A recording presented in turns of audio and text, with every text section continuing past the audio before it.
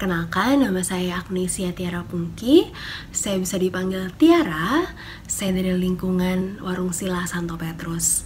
Dan pada kesempatan hari ini, pada video ini, saya akan menyampaikan satu buah kesaksian iman saya berkaitan dengan Injil Lukas, yaitu dari Lukas 6 ayat 46 sampai dengan 49. Lukas 6 ayat 46 sampai dengan 49.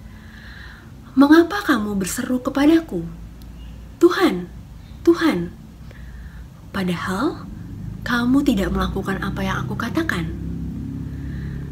Setiap orang yang datang kepadaku dan mendengarkan perkataanku serta melakukannya, aku akan menyatakan kepadamu dengan siapa ia dapat disamakan.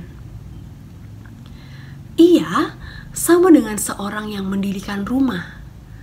Orang itu menggali dalam-dalam dan meletakkan dasarnya di atas batu.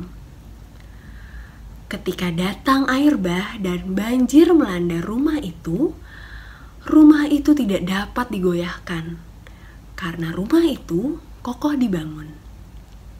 Akan tetapi, barang siapa mendengar perkataanku, tetapi tidak melakukannya, ia sama dengan seorang yang mendirikan rumah di atas tanah tanpa dasar. Ketika banjir melanda rumah itu segera rubuh dan hebatlah kerusakannya. Nah, berdasarkan Injil Lukas ini, saya bisa menyimpulkan bahwa Tuhan Yesus membagi dua jenis manusia. Yang pertama adalah manusia yang bebal. Manusia yang mau mendengarkan firman Tuhan, tetapi tidak mau melaksanakannya. Manusia yang mau mendengarkan firman Tuhan, tetapi tidak mau Tuhan bekerja dalam hidupnya. Dan yang kedua adalah manusia yang bijaksana. Manusia yang mau mendengarkan firman Tuhan serta melaksanakannya. Saya pernah menjadi dua jenis manusia tersebut.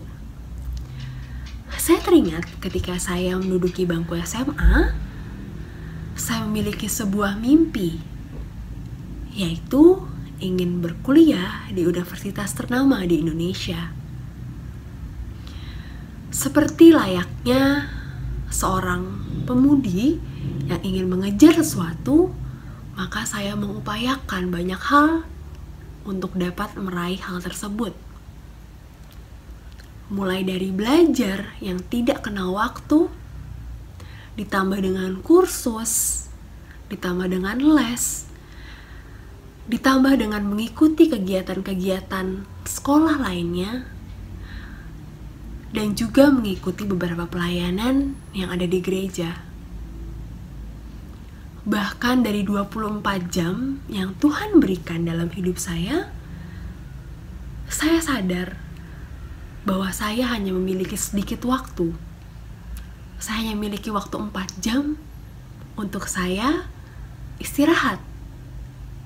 Saya tidak memiliki waktu untuk bisa memperhatikan diri saya sendiri, apalagi memperhatikan keluarga saya, memperhatikan orang tua, lingkungan, bahkan memperhatikan apa yang sebenarnya Tuhan inginkan dalam hidup saya.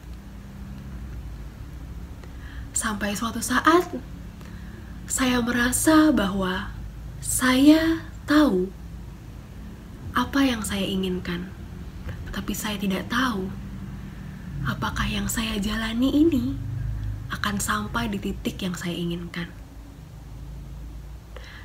Saya sudah berusaha semaksimal mungkin. Saya sudah berusaha untuk menyeimbangkan antara kehidupan duniawi dengan sekolah, bekerja, kursus, dan lain sebagainya, serta kehidupan rohani saya, yaitu dengan mengikuti pelayanan, kegiatan-kegiatan di gereja, organisasi-organisasi di gereja, dan lain sebagainya. Tetapi saya tetap merasa kehilangan arah. Saya merasa apa yang saya lakukan tidak berbuah. Saya merasa saya menjadi orang yang bebal.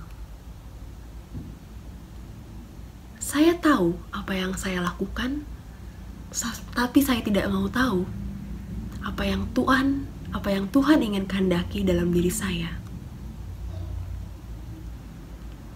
Sampai suatu saat, saya diingatkan oleh rekan saya tentang satu ayat Alkitab yang sangat bagus, yaitu dari 1 Tesalonika 5 ayat 17, yang berbunyi, tetaplah berdoa. Ya, ayat tersebut berbunyi sangat sederhana, sangat singkat, yaitu tetaplah berdoa. Ayat tersebut merupakan ayat terpendek yang ada dalam Alkitab.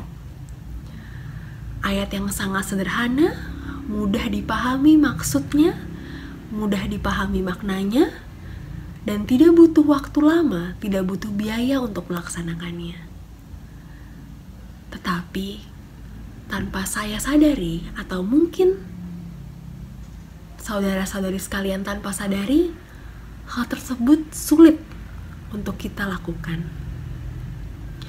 Mungkin kita berusaha untuk bisa menghidupi diri kita dengan cara-cara duniawi seperti belajar untuk pelajar dan mahasiswa atau bekerja, dan mengikuti kegiatan-kegiatan di gereja.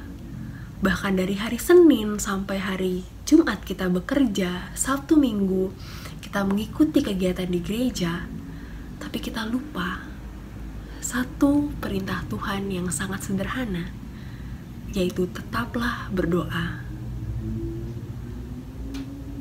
Apakah kita sudah meluangkan waktu untuk Tuhan? Mungkin saudara-saudari sekalian juga sering mendengar, bahkan saya pun sering mendengar bahwa ada satu kalimat yang sering diucapkan oleh banyak orang, yaitu Tuhan tahu apa yang kita mau tanpa kita harus meminta kepadanya. Tetapi ingat, jadilah manusia yang bijaksana. Manusia yang membangun rumahnya di atas batu, dan ketika air bah datang, maka batu tersebut tetap kuat. Manusia yang mau untuk mendengarkan dan melaksanakan firman Tuhan. Saya percaya bahwa Tuhan tahu apa yang kita inginkan sebelum kita bilang kepadanya.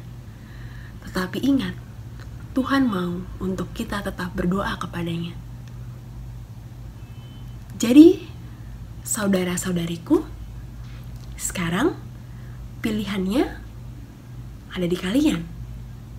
Apakah kalian ingin menjadi manusia yang bebal, ataukah menjadi manusia yang bijaksana? Yuk, sama-sama kita menjadi manusia yang bijaksana, manusia yang bisa membangun rumah di atas batu, manusia yang mau mendengarkan, mau menerima Tuhan, dan mau melaksanakan firman-Nya. Sehingga ketika air bah datang untuk menghancurkan rumah tersebut tetap berdiri kokoh,